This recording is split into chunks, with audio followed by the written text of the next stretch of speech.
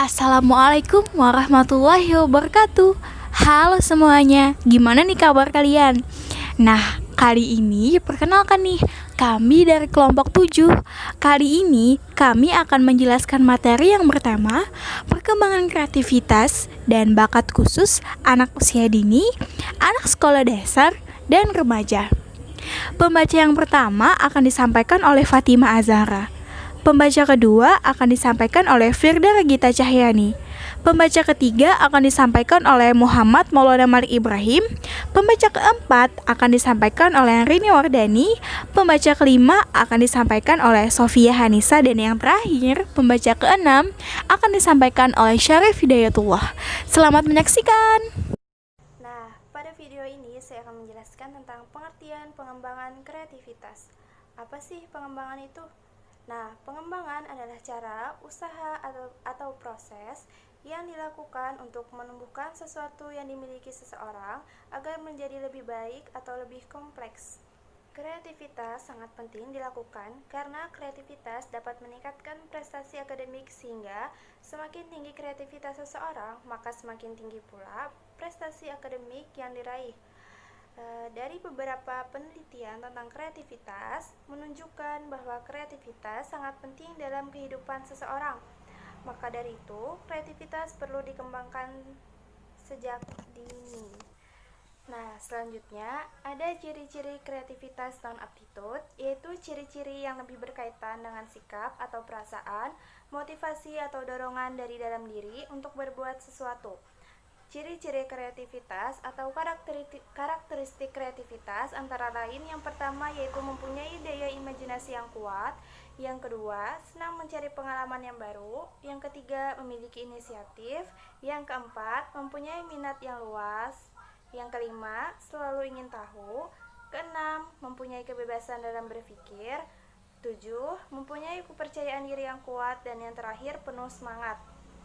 Perilaku kreatif pada anak usia dini mungkin tidak akan dihasilkan jika anak takut untuk berpikir tentang hal-hal yang baru atau ketidakinginan menjadi kreatif karena kurangnya apresiasi dari orang tua, guru, dan lingkungannya.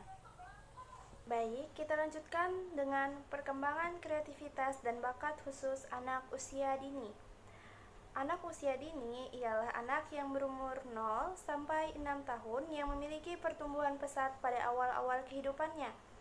Oleh karena itu, kualitas perkembangan anak di masa depannya sangat ditentukan oleh stimulasi yang diperolehnya sejak dini. Bentuk stimulasi yang diberikan harusnya dengan cara yang tepat sesuai dengan tingkatan perkembangannya. Metode dan strategi pembelajaran dalam pengembangan kreativitas anak usia dini, ada model pembelajaran dan strategi pembelajaran. Untuk model pembelajaran ada 4. Yang pertama, model pembelajaran kooperatif. Pembelajaran kooperatif ini adalah proses pembelajaran dengan cara membelajarkan siswa secara berkelompok atau bersama-sama. Yang kedua, model pembelajaran konstruktivisme. Tujuan model pembelajaran konstruktivisme ini adalah memungkinkan anak memperoleh pengetahuan dengan cara yang lebih dipahami anak dan berguna baginya. Yang ketiga, model pembelajaran portofolio. Menurut Harmin dan Todd menyatakan bahwa dengan menggunakan portofolio, anak dapat belajar dari pengalamannya.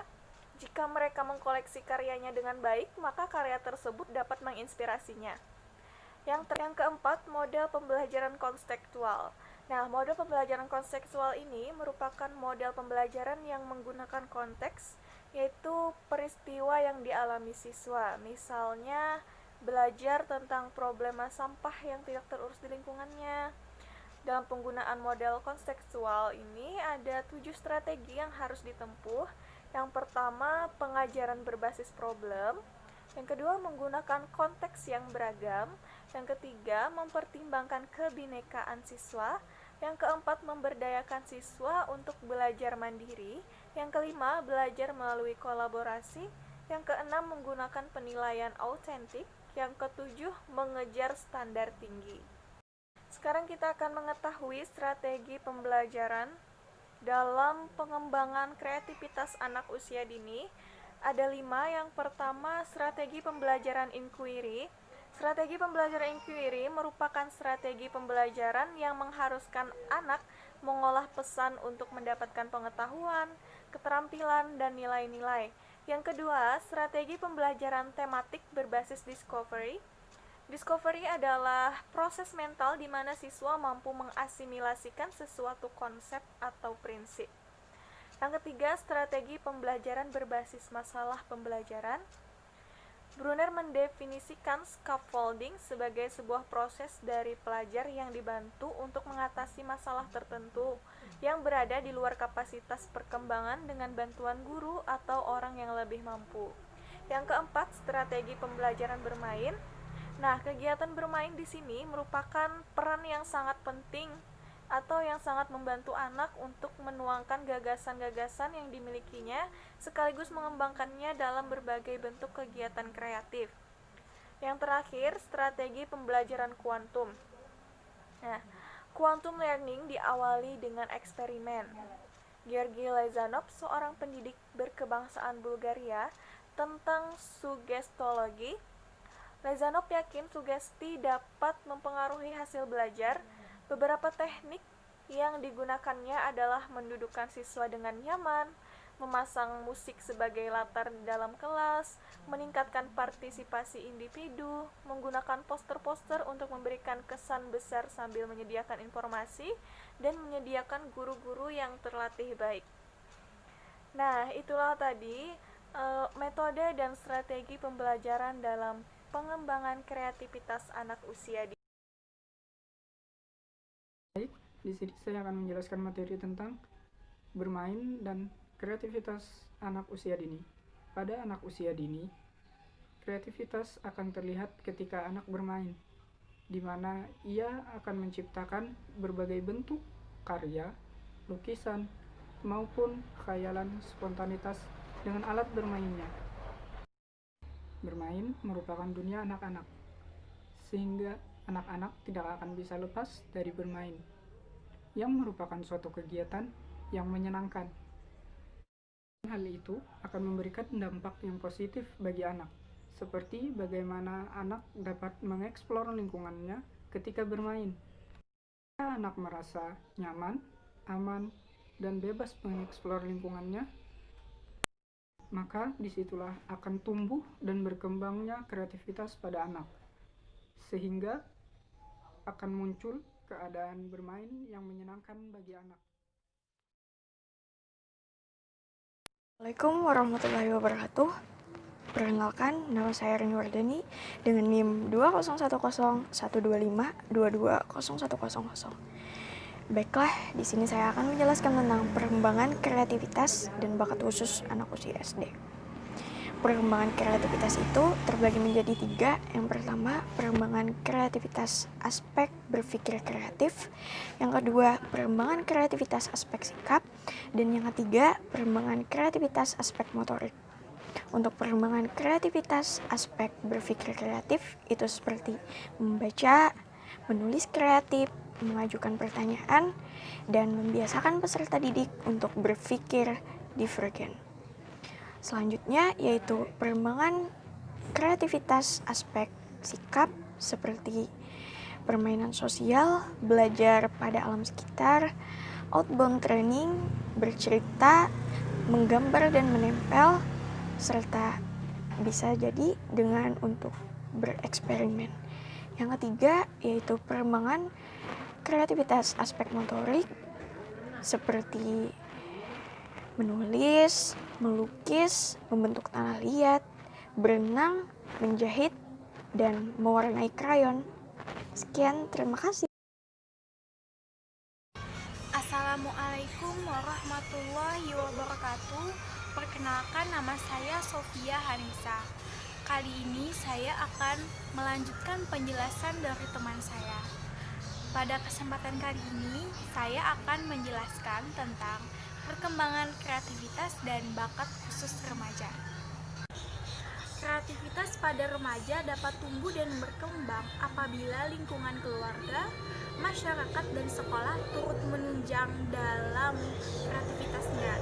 Jadi lingkungan sekolah, lingkungan keluarga, maupun lingkungan masyarakat harus mendukung dan remaja untuk terus menunjang kreativitasnya. Remaja butuh wadah untuk menyalurkan bakat non-akademik yang terpendam. Salah satu faktor yang mempengaruhi kreativitas adalah kondisi dan situasi rumah tangga. Dalam lingkungan keluarga, orang tua perlu mensupport dan terus mendukung anaknya untuk meningkatkan kreativitas yang dimilikinya. Bukan sebaliknya, misalkan orang tua yang menyuruh bakat tertentu kepada anaknya yang anaknya pun tidak memiliki minat terhadap bakat tersebut. Selain peran orang tua, peran guru pun turut berperan penting dalam kreativitas dan bakat oleh remaja. Sebagai seorang guru, hendaknya terus mendukung muridnya agar ia bisa berhasil dalam bakatnya tersebut.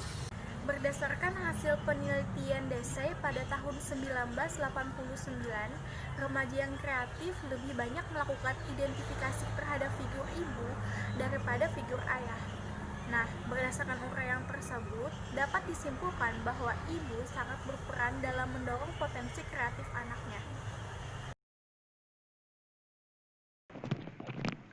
Ya, saya di sini akan menjelaskan tentang perkembangan kreativitas dan bakat khusus remaja.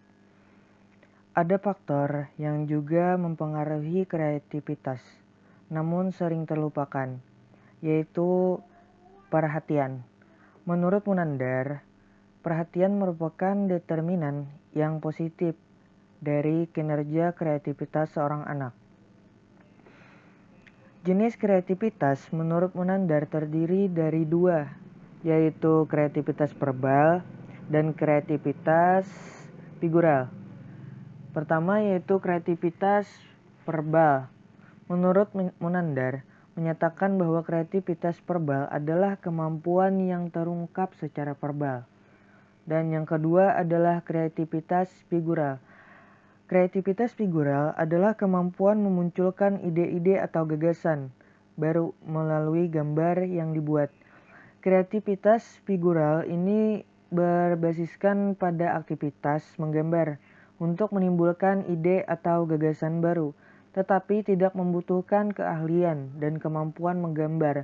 Kreativitas figural lebih menekankan pada kemampuan mencetuskan aspek-aspek dalam berpikir kreatif, serta mengukur aspek kelancaran, keluasan, originalitas, dan elaborasi. Mungkin itu saja dari saya. Terima kasih.